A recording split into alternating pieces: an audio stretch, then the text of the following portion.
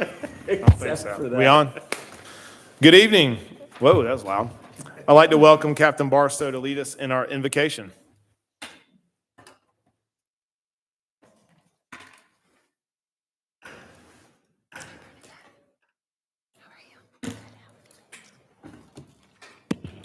Let us pray. Heavenly Father, we thank you for the opportunity and the freedom to meet tonight as we collaborate to continually guide this city to be the beautiful home and community that we envision.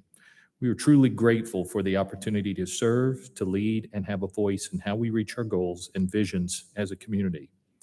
We ask that you be present tonight and that you provide wisdom, clarity, and insight as we navigate the decisions here before us this evening. We also ask for the heart of a servant, the courage to lead, and the fortitude to serve the best interests of our community and all those who live and work here. We humbly ask all these things in your name. Amen. Amen.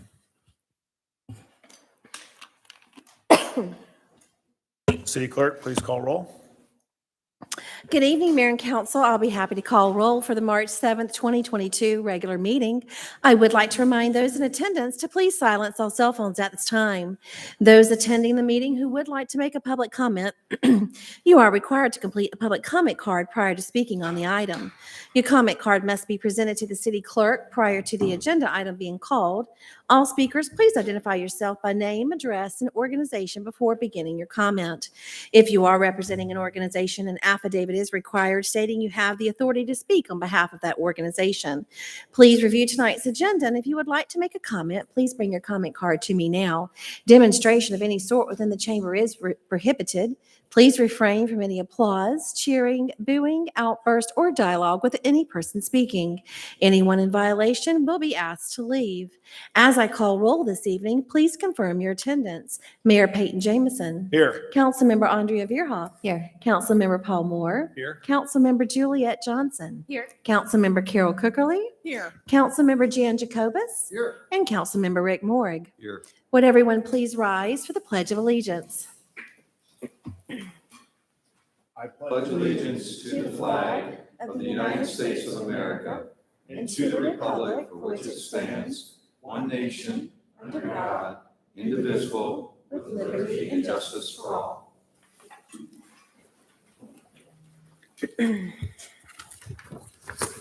I would like to, I know we have some special guests here watching us online. I would like to give a shout out to the Kings Ridge third grade class who visited the council chambers today, and Miss Madam Clerk ran a mock council meeting, and they had a lot of questions. I told them we were working on ordinances to ban sugar and video games, and I was fighting hard for them. So thank And you. you know who my favorite was? It was the young student here who was city clerk. She was fantastic. Fantastic. So I just wanted to say special thanks to Don Thompson, Caitlin Kiefaber, and Julie Wells, who were the third grade teachers. So It was a great time. And you were a great mayor. They loved Tried everything my you had to best. say. Tried my best. Will the city clerk please say on the next item? Mayor, that next item is approval of the meeting agenda. It's agenda item number, bear with me, Mayor, 22088. Mayor? Okay, we have no changes and no additions. Is there a motion and a second to approve tonight's agenda? Mr. Mayor, I make a motion that we approve tonight's agenda, item number 22-088. Second. Okay, I have a motion from Councilmember Moore and a second from Councilmember Morrig. All in favor, please say aye. Aye. Any opposed? That's unanimous. Is there any general public comment? Mayor, I do not have any tonight. Okay, so I will waive the public comment information and ask the clerk to call the next item. Thank you, Mayor. That first consent item is approval of the February 23rd, 2022 regular city council meeting minutes. It's agenda item number 22089. Item B is approval of a furniture design consultant agreement between the City of Milton and Office Images for furniture layout, procurement, and installation of furniture at the former Milton Country Clubhouse. Agenda item number 22090. Item C is approval of a construction services agreement between the City of Milton and Integrity Restoration and Remodeling Contractors, LLC, for water damage repairs at Fire Station 44. Agenda item number 22091.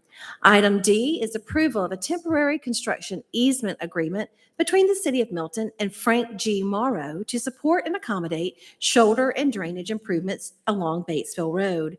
Agenda item number 22092. Item E is approval of an emergency construction services agreement between the City of Milton and Triscapes, Inc. for Providence Oak Street sinkhole repair. Agenda item number 22093. Item F is approval of a temporary exclusive facility use agreement between the City of Milton and Birmingham United Methodist Church to permit recreation programming at the Port Wine Baseball Field. Agenda item number 22094. Item G is approval of a professional services agreement between the City of Milton and Contour Engineering, LLC, to perform an asbestos survey of the north building at the Cox Road Athletic Complex. Agenda item number 22095. Item H is approval of a construction services agreement between the City of Milton and Cooper and Company General Contractors, Inc. to perform services for the construction of Milton Fire Station 42. Agenda item number 22096. Our final item I is an approval of subdivision plats and revisions. The name of the development is Pat Haddon Property. It's located at 14870 and 14880 Thompson Road. It's land lot 603 and 622, District 2, Section 2. It is a minor plat to subdivide the parcels into two tracts. Lot 1 will contain 2.0 acres, and Lot 2 contains 2.01 acres, with a total of 4.01 acres and a density of 0.49 lots per acre. It's agenda item number 22097. Mayor Jamison. Thank you. I'll open up for a motion to approve the consent agenda.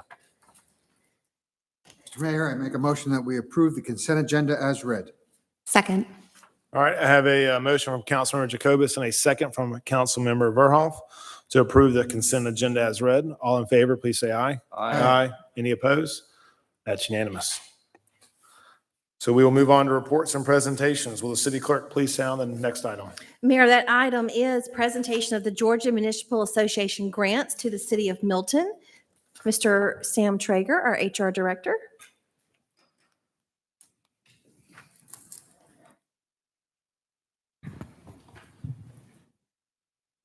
My presentation.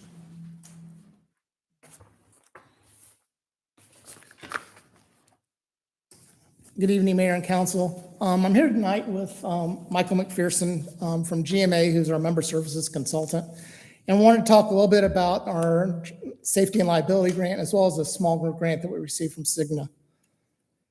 Over the last few months, the city has received a total of 3 grants totaling $25,000 from programs conducted or supported by the city and the Human Resources Department. We received a $5,000 grant from Cigna for wellness, and also received the safety and liability grant from GMA in the amount of $20,000. Just briefly to tell you a little bit about the Cigna Wellness Grant, this is something we receive annually from them. Cigna is our health and dental insurance provider, and they offer this annually to us. This year, we brought in the AngioScreen truck and did angioscreens for our employees on a voluntary basis. We had 44 employees sign up and have the angioscreens, and as you probably know, angioscreens are a non-invasive way that measures cardiovascular health and screenings for our employees. So that was what we spent our wellness grant on this year, and typically that's what we've used it for in the past also, is to bring in this voluntary program, which is well received by our employees. The other two are 2 grants that are sponsored by GMA for property and out of the property and liability fund, as well as our workers' compensation fund. Each grant is worth up to $10,000, and this year we qualified for both of those. In order to qualify, we had to jump through some hoops or do certain steps, and we really got together with our employee safety committee, and it was comprised of members from various departments, and we kicked that off last year. We did inspections for city facilities for safety-related issues. We verified our seatbelt policy, and we sent employees to several GIRMA trainings, which is the risk management arm of GMA. So the monies that we received, the $20,000, went to several different things on a reimbursement basis. The bulk of it in the property and liability grant section went to pay for CALIA fees that when the police department received national CALIA accreditation last year, as well as some firearm vaults for safety for our vehicles, and also some mounts for computer equipment for our police cars as well. We also got our workers' comp and safety grant from GMA, which the focus on that side this year was cancer prevention tools for the fire department. We bought a lot of Nomex hoods, which helps prevent cancer. You can see it in the picture there that covers the head of the firefighters, as well as decontamination equipment that you can also see there. So I'd like to invite Michael up to talk a little bit about the grant program too, and also present us with a check. Thank you, Sam, and thank you, honorable members of the council. It's my pleasure to be with you tonight. I am Michael McPherson with the Georgia Municipal Association. We have the privilege of serving all 537 cities across the state, provide all sorts of different services to you, services and programs to benefit your city and hand them along to your residents. The programs that resulted in your checks that you received, the $20,000, are the workers' comp program and the risk management program that you're a part of. You have to be a part of it in order to apply, and then you have to take certain measures in order to actually receive the grants each year. So with that, it's just a pleasure for me to be here, and I brought the ceremonial check with me so that we can take a picture that we can use to show off your benefit here. Awesome. Thank you. I know we've been partners for a long, long time, and the GMA has done a lot of good for us. So do you have any questions for him before we take a nice big picture with the check? I have one. All right. Out of all those cities, which one's the best? The best city is the one that you live in because you can make it better. That's a great answer. I'll be sitting up here one day with one of those. Y'all ready to go down and take a picture? Let's do it.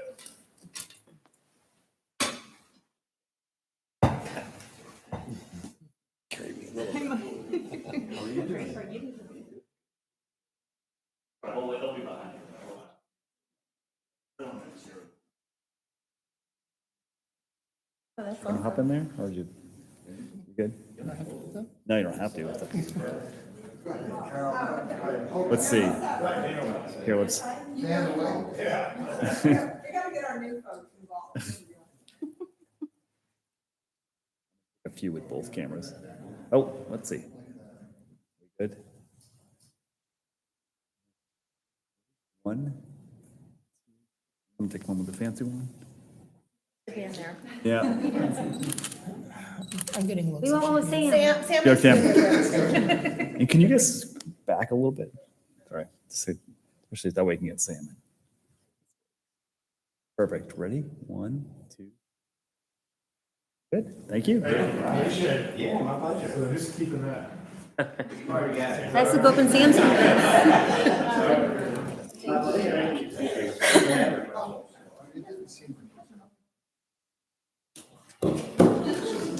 No, I'm good, thanks.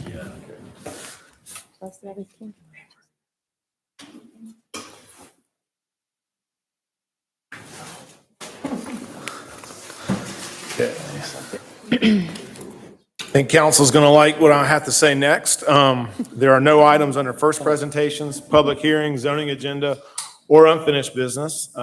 So we will move on to new business, and will the city clerk please sound the items?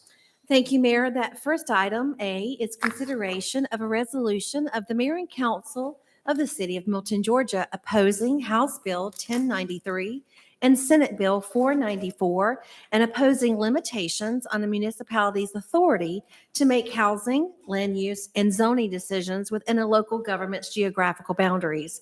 It's agenda item number 22098. Deputy City Manager, Ms. Stacy Inglis. Good evening, Mayor and Council. If you're okay, I'm going to present from up here.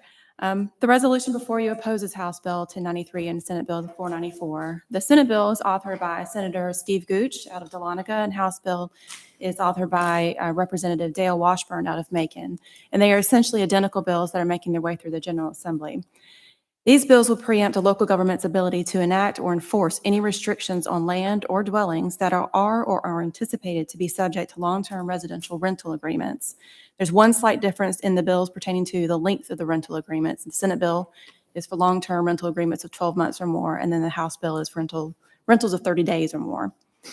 The drivers behind the bills are corporations that come into a community to build rental-only subdivisions. There are only a few communities that have regulated where they are allowed to go, which are typically in the zoning districts with higher land values. The primary concern with these bills isn't necessarily whether rental-only subdivisions are right or appropriate for Milton.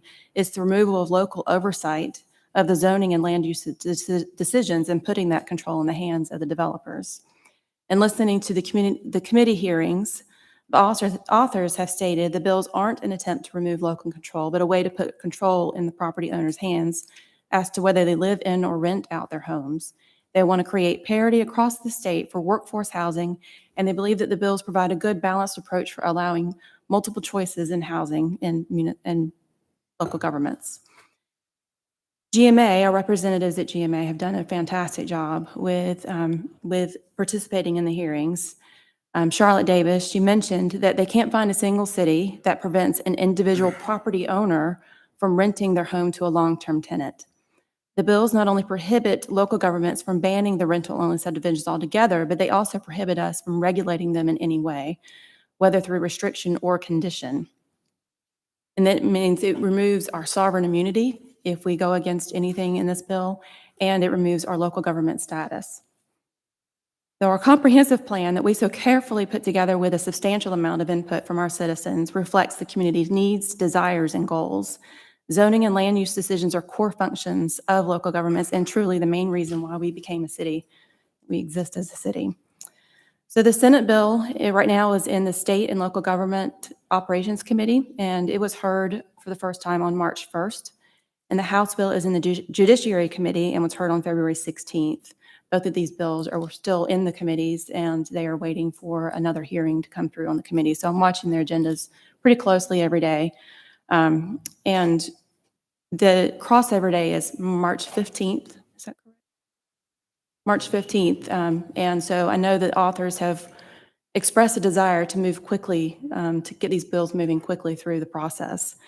So what I'm asking you to do tonight, if you're so willing to do, is pass the resolution, and we will send the resolution to our representatives, senators and representatives in the General Assembly in hopes that they will voice their concerns with this bill. I know I was on a call with the North Fulton Chamber. They had a General Assembly Day last week, and our Senator John Albers expressed a great concern about this bill. He opposed it, immensely opposed it, as did the other representatives that were on the call. So I'm hoping that this is going to gain some momentum and not getting these bills passed. You have any questions for me?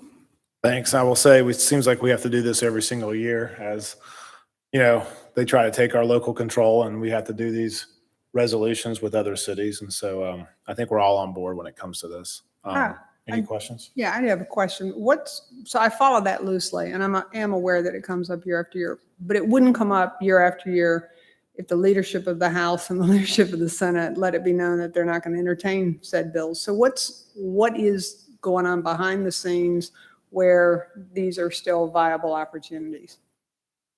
I think, Councilmember Cookerly, I'm not able to tell you the exact personalities, but what I can tell you is, and first of all, it's not only cities that are coming out against this, counties are as well. Dawson has, Cherokee has, Forsyth has, and it's the same thing. We are against these because they take away local control on what is uniquely a local land use decision. This is a one-size-fits-all rule where in Georgia, one size does not fit all, particularly within the context of land use.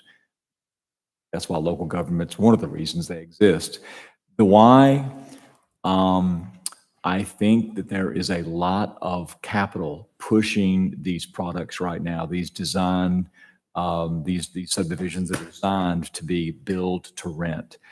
In fact, my understanding, just Google, I know that's not terribly exact, but if you Google design or build to rent, you will see that there are literally billions of dollars pursuing these sorts of initiatives. And it's kind of a land use paradigm, at least from my perspective in the metro, that is just really taking off. It's not really been around a significant way. A lot of governments right now are talking about design to build prohibitions, because what we're talking about is not a one-off individuals in one residential subdivision where there's a critical mass of people that actually own their home, but there may be a few in the subdivision that are renting, because in a lot of respects, covenants will prohibit that as well. The government doesn't even need to be involved. We're not talking about that. We're talking about entire communities where there is no ownership at all, and they are completely run or operated, maintained, and everything else in a rental or lease product. I've had someone describe this as basically single-family detached apartments. And so it's a big deal, and it's really sort of a dispute right now between home rule, local control versus a one-size-fits-all approach. And so I really applaud the city for. Any other questions? Okay. Tammy, do we have any public comment? We do not, Mayor. Okay, so I'll close the public hearing and I'll open it for a motion. Mayor, I'd like to move that we support agenda item number 22-98, which is a resolution to oppose the House Bill 1093 and Senate Bill 494. Second. Okay, I have a motion from Councilmember Moore and a second from Councilmember Jacobus to approve the agenda item number 22-098. Any discussion? All in favor, please say aye. Aye. Any opposed? That's unanimous. Will the city clerk please sound the next item?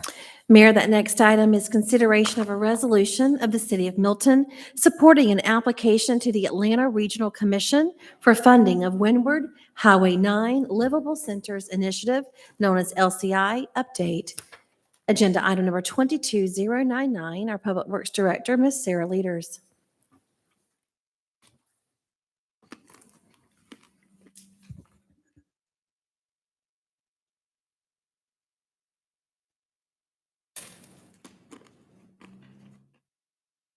All right, good evening, Mayor and Council.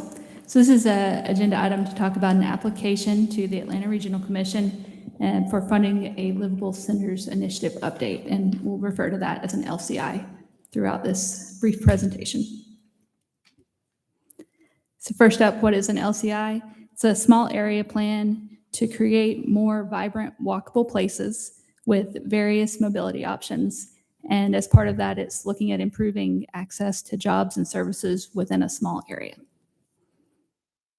It's really a combined effort at the city between community development and public works because it looks at uses and transportation together. Item to point out is the comprehensive plan references this type of opportunity for partnerships with adjacent jurisdictions and CIDs in pursuit of funding for, and the comprehensive plan specifically spoke about Highway 9 and Windward Parkway. So in 2012, Alpharetta and Milton both adopted the Highway 9 Georgia 400 area LCI plan. That project was led and the local match was completely funded by Milton, with Alpharetta just being a participating agency, and the North Fulton CID was a stakeholder agency in that prior plan. So given the age of that plan, it's now eligible for the 10-year update. The map on the right shows the area of the 2012 LCI, and you can see Milton represented 71% of the study area, where Alpharetta was 29%. One of the things we'd be looking at with this LCI update too is to also look to the east of 400 and along Windward Parkway in Alpharetta. So the proposed partnership with this grant is to request $250,000 for the study. $200,000 of that would be funded with ARC grant funds, and $50,000 would be needed for the local match, which we're proposing to be sponsored by the North Fulton CID, providing a $20,000 match, and Alpharetta and Milton each providing $15,000. The details of the study haven't been laid out, but these are some of the potential outcomes that could be looked at with it, including an updated market study, branding both across both cities and in this general area. Looking at the planned bus rapid transit station that's being proposed on Windward Parkway to the east of 400. Looks at making those sidewalk and trail and path connections within a mile of transit or other destinations. Looks at different approaches to consider, again, land use and transportation together, with the focus of that being walkability. And finally, it puts together a 5-year implementation plan.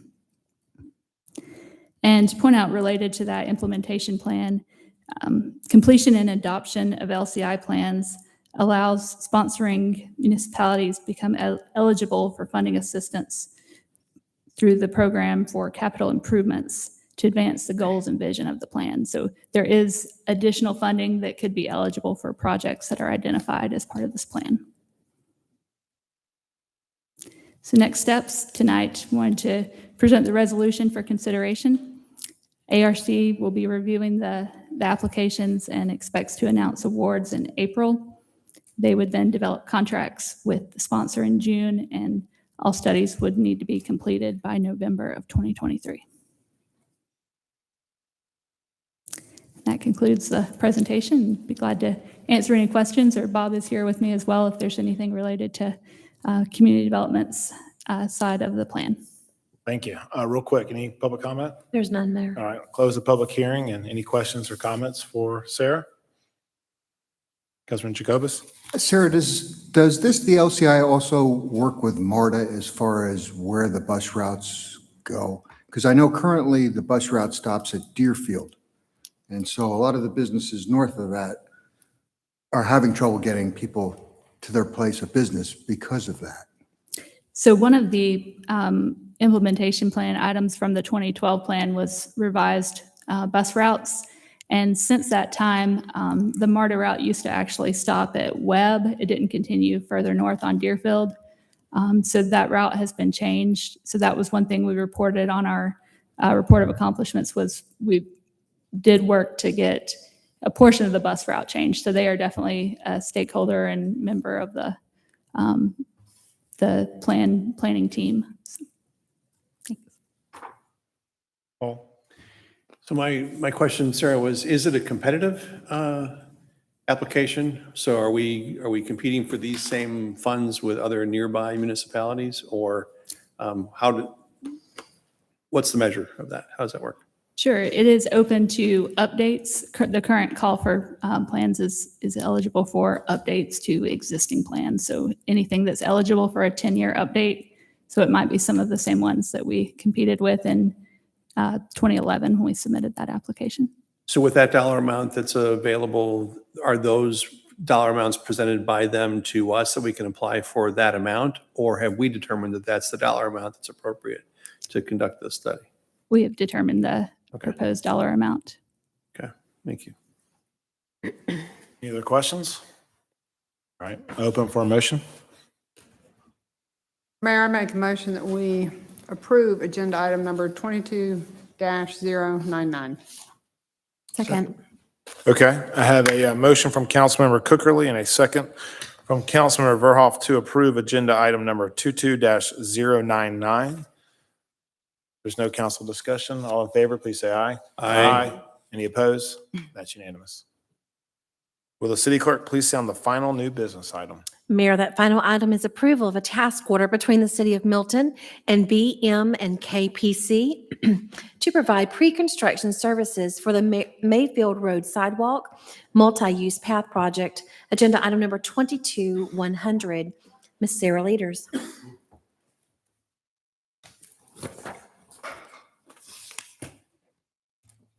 Just wanted to bring you an update on the Mayfield Road Sidewalk Trail Project and talk about our next steps in that, but present the work that has been done so far to date. So to recap, this project was identified in the 2020 Trail Prioritization Plan. Shown here is the Mayfield Road Sidewalk connecting to Freemanville, and is shown in the map on the right. So our project goals for this project were to be able to accommodate all users with a connection from Freemanville Road into downtown Crabapple.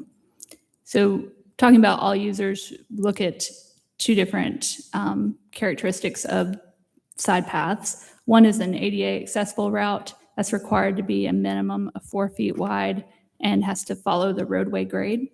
And then there's a multi-use path that we try to, anytime we're building a facility, if it's feasible to be able to get that multi-use width that allows bicycles, possibly PTVs as we look at the Crabapple plan for those. And then another subcomponent of a path is a trail, which can have a steeper grade as long as there's an accessible route as well. Another thing we wanted to look at with this project was a crossing point on Mayfield Road where the sidewalk currently ends on the south side of Mayfield. Wanted to minimize impacts to trees along the route and address drainage.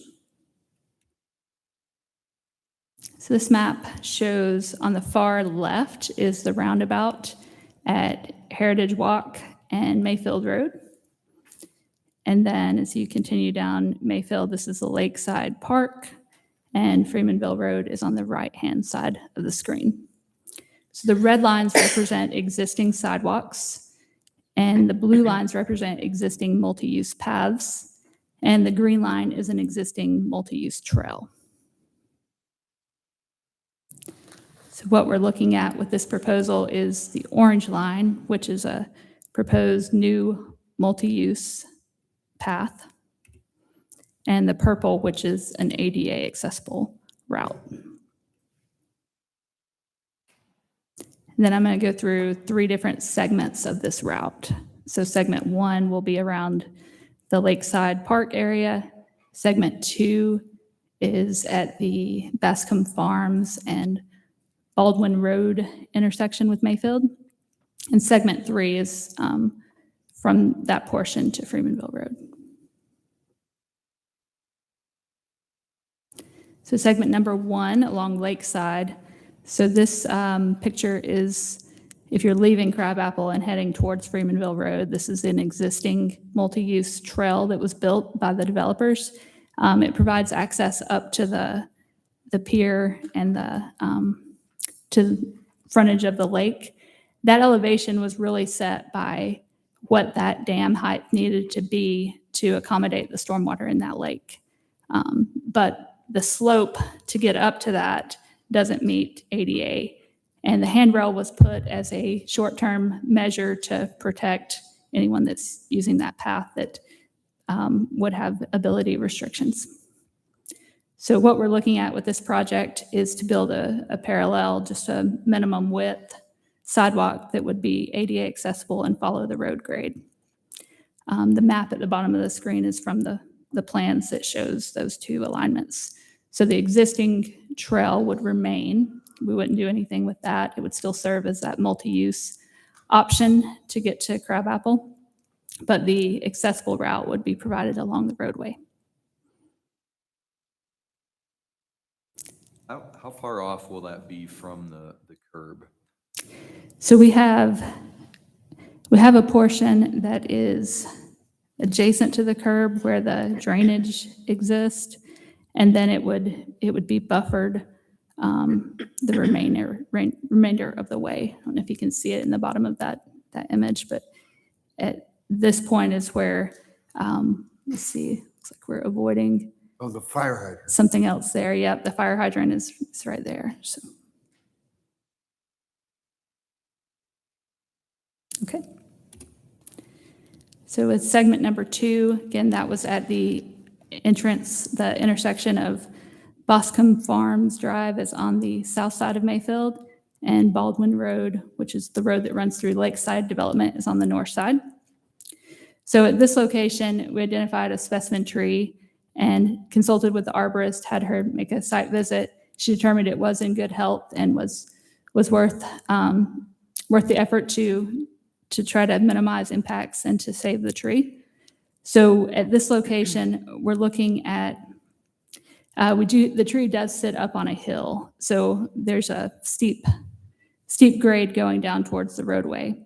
So what we did here was laid out a minimum width again, path along the roadway that would meet ADA slopes. And then we provided a multi-use connection that would go on the rear side of the tree and then tie into the lakeside development.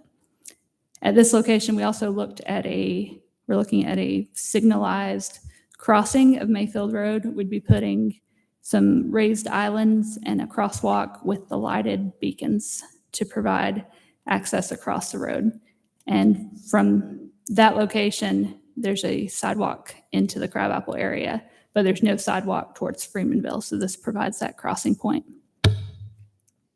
With that PED signal, we'll also look at lighting if we need to add additional lighting to make it visible and consider any accessibility features that we could add with that beacon. Finally, segment 3 is we are able to construct or design and construct a multi-use path that meets ADA standards. So there's no separate facility here. It's just a connection from this is the point where the crosswalk is all the way to Freemanville. And then we're planning for how to accommodate drainage with this as well. So next steps, based on these plans, we've completed about 90% of those. Still need to finalize our construction plans and the bid document. We also need to acquire easements from 3 parcels that have been identified. So the task order that is the new business item tonight is for those pre-construction services, the construction bid prep, and the appraisals, negotiation, and closings. If everything goes smoothly with the right-of-way acquisitions and completion of the plans, we hope to be under construction this fall. And that concludes the presentation. If you have any questions, I can go back to any of the slides. Any public comment? There are none, Mayor. Okay, close the public hearing. Councilmember Moore? Sarah, did I hear you say that there's a lighting plan for this as well? We would just be looking at some additional lighting at the crosswalk specifically. There's already lighting along the trail that goes up by the lake. Okay. And we weren't proposing any over to Freemanville at this time. Okay, good. Yeah, the reason I asked that is I was sort of taken, let me say it differently. The lighting that was recently installed on Charlotte, was that engineered by us? The new lighting on the west side of Charlotte? It was done through Georgia Power's lighting group. Okay. And is that standard of lighting placement going to become the new norm? It's just the number of light poles was a bit overwhelming for me. People talk about Rucker Road as an example of what people don't want anywhere else because it just looks like a runway strip over there. And Charlotte was a bit reminiscent of that to me. So I want to make sure that as we look at projects in the future, we provide the necessary lighting, but not necessarily the abundance that appears to be on Charlotte, which is not too dissimilar from Rucker. Okay. So just more of a statement than a question. So the lighting that was done on Charlotte, it was at the same time, there was some lighting on Mayfield between Crabapple and the roundabout.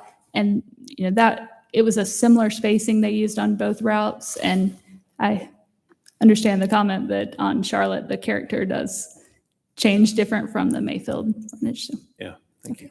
thanks. Any other questions for Sarah? Yes, Sarah, I'm sure one of the questions I'm going to get is over where the dam is, we're going to dig up an area where we just completed the work. Is there any reason why we couldn't have just done that path, the sidewalk close to the street at the same time they were doing the work at the dam so that we're not going back and digging up stuff that we've already done? So that work was performed by the developer as one of the conditions of their permit was to bring the site that they were going to dedicate to us to provide that pathway along that frontage.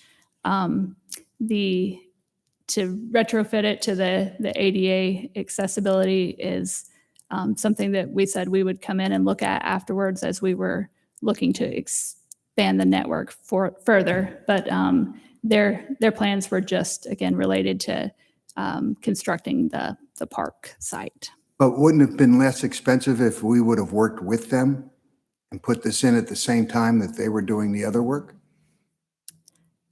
It's possible there could have been some economy of scale savings with combining that. Again, it was, if we would have done an agreement that, maybe we funded the public portion that was in the right of way and they did the private piece, that could have been a possibility. Okay. Any other questions? Okay, I will open up for a motion. Mr. Mayor, I make motion that we approve agenda item number 22-100, approval of a task order, City of Milton and BM and KPC. Second. Ooh, that's the first one. I'll give it to Julie on that one.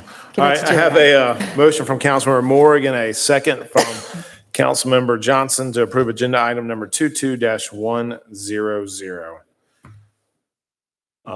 Any council discussion? All in favor, please say aye. Aye. Any opposed? That's unanimous. We'll move on to mayor and council reports. I know I don't have anything to say. Does council have anything to say? Okay. Well, I guess I will say I had a loss negotiation meeting today with the other mayors of the North Fulton. So we're going to begin that process of the local option sales tax and who gets what. I think that might start in June. I think you were on the North Fulton mayor's call on Friday. Yeah. During that call, there was a lot of agreement that there should be fairness and equity and mutual understanding of making sure that everybody got their fair share. And it was more commentary directing it from the mayors to Fulton County than it was any feedback from them. So we'll start that in June and I'll keep everyone posted and see how that goes. Thank you, Councilmember Moore, for stepping in on Friday while I was on a plane. Thank you. You're welcome. So let's move on to staff reports. Sarah, here you go. Stay up here.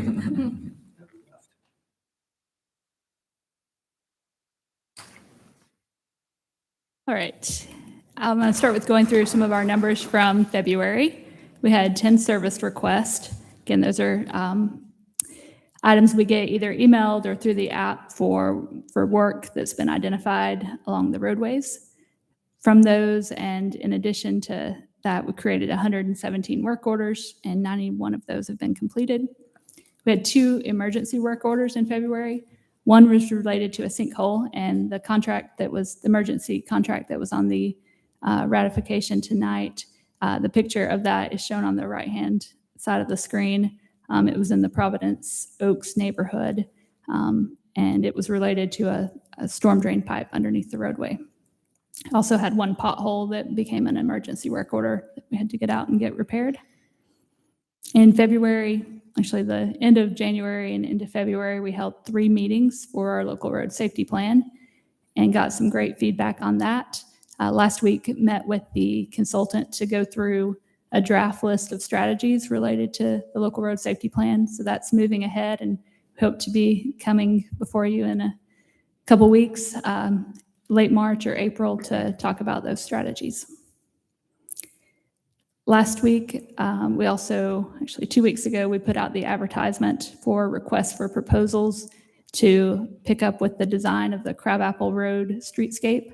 That's where we're looking at the crosswalk on Crabapple Road, as well as some other improvements and just changing the road character on Crabapple Road. And then a couple items that'll be upcoming in March. Going to be talking about the birdhouse slope landscaping plan. So that was one of the items that was in the budget for 2022. Also be talking about creation of a trail committee and then Birmingham equestrian improvements, which includes Birmingham Park as well as some proposed improvements at Freemanville, Birmingham, green space property. A couple updates on projects that are underway. You may see surveyors out at Bethany and Providence. We're starting to collect the field run survey information to begin design of that future roundabout. Hopeful at Bethany, utility relocations are in full swing, lots of grading and drainage work going on out there. And there's an aerial view of the work zone. And then the clubs at former Milton Country Club, late last week and through today, the crews have started putting the final gravel material layer on the trail. Still has, so there's a bit more of that to go in, but we're on that final step on the trail creation. Then following that, they'll be, or at the same time as that, they're working on stabilizing the shoulders. And again, these last few steps are very weather dependent. They're not able to get out and place the material unless it's reached a certain dryness and compaction of the base. Clarity Road Bridge reopened on February 15th. At my last update, I shared some pictures of the progress, but this is the opened bridge, the reopened bridge. Couple stormwater updates. In February, we submitted our annual report to EPD. That's something we have to do every year to summarize all the activities we're doing related to stormwater management. And a part of that plan is looking at our what we call an impaired waters plan. And the city has one creek that's identified in that, and that is Cooper or Copper Sandy Creek. And the map on the right shows the areas that drain into that creek is the blue areas. And then we're required to sample at 3 locations along that creek. And for the first time in our sampling history, we did not detect any contaminants in our samples. So that's great news for the quality of the creek. And last update is the horse is back. So it was reinstalled on Thursday or Friday of last week. So got it received back, repaired, and the bolts didn't quite line up. So we had the opportunity to rotate it to what we felt was a better view as you're coming into the city. All right, that's it. Thanks for ending on a happy note. Appreciate it. Any questions for Sarah? I do. I'm not sure if it's yours or not, but how much longer are we going to keep calling it the former Milton Country Club? That's a good question, actually. That's us. It's Steve? Yeah, we're working on that with communications and our new economic engagement manager. And we're going to be bringing a proposal to you on how we propose attacking not only the name on that one, but we have a whole host of parks and facilities that we need to name. Our plan, spoiler alert, is to go in the order potentially in which we see these things opening. And this way we don't have to bite them all off at the same time. So FMCC is going to be one of the first ones up for naming. Good. And Greg is spearheading that with Anita. Perfect, thanks. That would be wonderful. Thank you, Sarah. Thanks. So I guess we got Deputy Chief Stevens tonight, right? Well, standing in. Yep. Ben Musa had a unexpected conflict this evening, so I'm here on his behalf.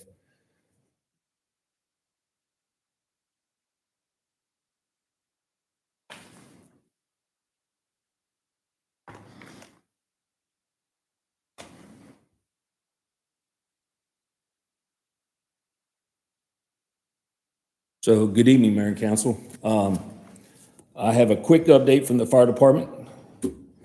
I'll start by boring you with a couple statistics. January and February combined, we ran 516 calls for 911 service.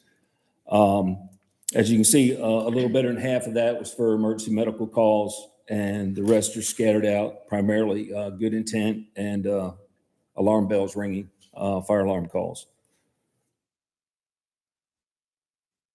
Our Milton Cares program is up and running at full speed now. We have reached out, done a bunch of stuff with CPR recently. As you can see, we taught a class at Kings Ridge. We touched 46 people. It included some staff, primarily students. Because of that, we have 4 other Milton schools that want to link up with us and participate in that program. Our coordinator is also reaching out to the HOAs in Milton to offer that up if they're interested. We've done that in the past, but it's been a long time. So we hope to get some interest from there. So if they don't get reached out to, please feel free to call us and we'll set that up. We're also reaching out to some select businesses that have large employee numbers and offer up the same training. The program expansion is coming from referrals now from the hospitals. We've already received some patient referrals from Northside Forsyth, and North Fulton is now on board. We have not yet seen any patients from that hospital. Hot off the press, I have our new Milton Cares information cards. They have a QR code on here. People can scan with their phone and register a loved one or themselves if they're tech savvy. Outside of this, anyone can go to our website and the link is there if you have a patient that would like to be referred. Is everybody familiar with our CARES program, what it is? Okay, great. I'm gonna leave these with Tammy, and if you wanna pick one of these up when we're done.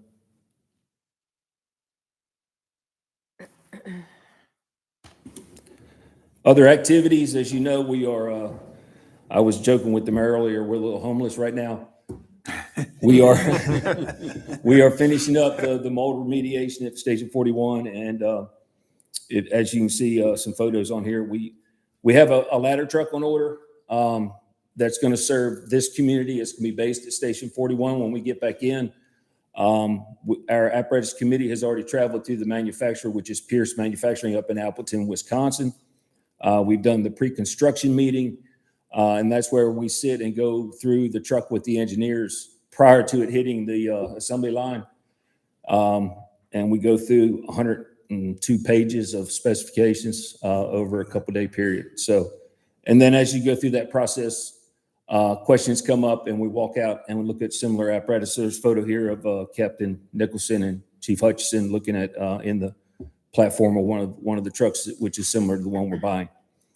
We expect that truck to hit the assembly line in June, completion in July, and we should see that here in Milton by mid-August, by the time it gets shipped down and outfitted with equipment, things like that. The other photos are of our temporary carport we put up at the Bethwell Community Center, which we're using at Station 42 while the reconstruction takes place. And Station 41 remediation is almost complete. They're going to be bringing and packing back in the contents of that building this Thursday and Friday, doing the final cleaning. Third-party testing is scheduled for Monday. And then Tuesday, Wednesday, we're doing walkthroughs, and then we should get the green light and be able to move back in. Roswell's been a great host of our crew while we've been out, but they're ready to come back home. There's no place like home. So we're excited. Any questions? We're operating mobily. Pardon me? Glass half full, we're operating mobily. Yes. Any questions? Thank you. All right. Thank you all. Thank you. All right, Sam?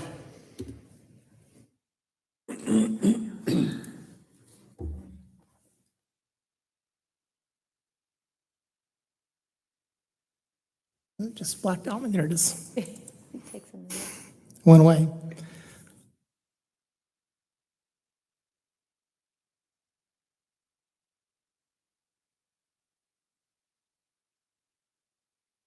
Sorry.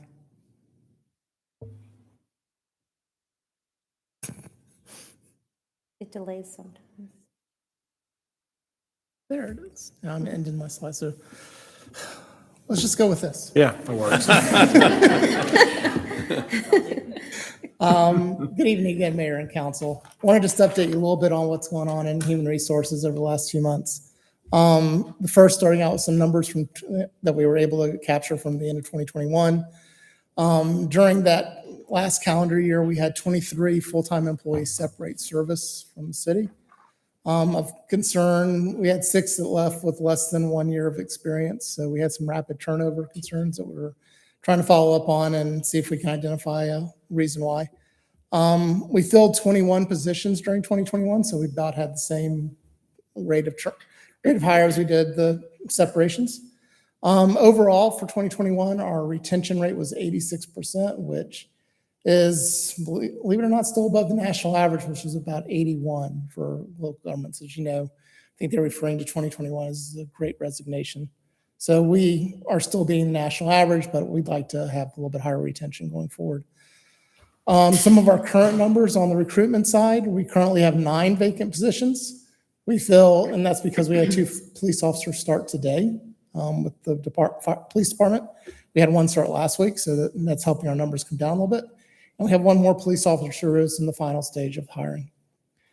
I wanted to go over our employee training with LeaderGov, which is a big program that we're operating. Our training program has moved into its 2nd phase in our 2nd year with LeaderGov.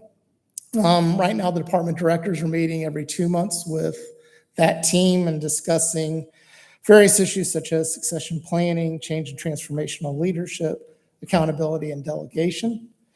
We started the year 2022 with doing some 360 evaluations, and having conversations about what those told us about ourselves and each other, and we're carrying those on in our staff meetings right now. That's been really beneficial, I think, for all of the department heads who are involved in that. We also are getting ready to start the Emerging Leaders Program, which Stacy is spearheading and doing a great job of getting it started. We had 10 employees who signed up for or wanted to be nominated and participate in that program. And that starts this week. So it'll include leadership training for that group. We're also going to run a mini Citizens Government Academy for the people in that group. So they'll see how each department functions and what they do, rather than just their current department, or whether there might have a limited view of the government. Some ongoing projects that we're working on. We're working on some issues with diversity, equity, and inclusion, and trying to improve our visibility there. We're getting out our employee engagement survey in the very near future, where we're surveying our employees on how they feel their work's going with the city. And we want to enhance our wellness programs considerably this year. So we're getting our wellness committee together and working on that. Are there any questions I can answer for y'all? Carol, then Rick. Oh, go ahead, Rick. Oh, go ahead. Okay. Sam, the retention rate is good. Could you put the slide back up? All right, thanks. The retention rate is good. I'm more interested in what does our resume flow look like? Or are we having a hard time? So it really depends on the positions. We posted a job last Friday. We've gotten in a couple, but we posted the administrative assistant and police recently, which was filled by an internal candidate at the end of the day. But we had over 120 applications for that job that came through. It depends where we're advertising and how it's driven. The reason we got so many was we advertised on Indeed. So that gave us a lot of applications. Some of them are depending on the job. If they're highly technical in nature, we don't get that many. But the more standard type of jobs, we're doing okay. Generally speaking, across the spectrum, are we competitive with pay? I think so, yes. So we just completed a wage survey at the end of last fiscal year and moved up our pay scale. So I think the answer right now is yes. Police and fire, I know, are seeing some other cities take jumps, but we'll discover that as we conduct our next survey. Very good. Thank you. Thank you. Rick, then Paul. Yeah, Sam, when we have someone leave, do we ever do exit interviews to get input both from, assuming that they're leaving on their own free will, do we do exit interviews to get feedback on The answer how we is can do better, what they may have for suggestions for the city and why they're leaving, that type of thing? or the answer is on that is yes and no. Police and fire do exit interviews with their staff when they leave. I'm sorry, Sam. Police and fire, sorry, allergies. Police and fire do exit interviews when their staff leaves. On the admin side is lacking that. That's one of the things we'd like to start incorporating in our outboarding process, is talking to employees as they leave, on the admin side as well. If it's a question or a comment, Sam, who initiated it was just put out by Communications Department, the meet a planner or the planner rotation? Planner of the day. Planner of the day, that's what it was. I think that's a great idea. And I think it's going to be fantastic. I think it's going to be very much embraced by the community. I get questions all the time, from constituents, and oftentimes we're chasing a solution for them, which is certainly part of what we are tasked to do. But it's also nice to know that there's going to be another resource available with that planner of the day. I think Bob championed that to bring that in. And we recently hired a planner from Roswell, Michael Cardeman, who came out of that model. I think it's going to be great. We have a new permit tech up front. I think having someone up there day in and day out answering questions will help shorten the learning curve for that person as well and give everybody more of an insight into what's going on. I think it's a fantastic program. Yeah, great idea. All right. Thanks, Sam. Appreciate it. Thank y'all. That was great. I've never been asked questions before on one of these. So thank y'all very much. All right. I guess that's it. No executive session. Ken, got you right at 1 hour. Right at it. Okay, At a rate cut based on a couple meetings ago? motion, open Still travel time. open up for a motion. Sure. All right. Second. All right. I have a motion from Councilmember Morgan and a second from Councilmember Johnson to adjourn. All in favor, please say aye. Aye. That's unanimous. Thanks. You got it. So are y'all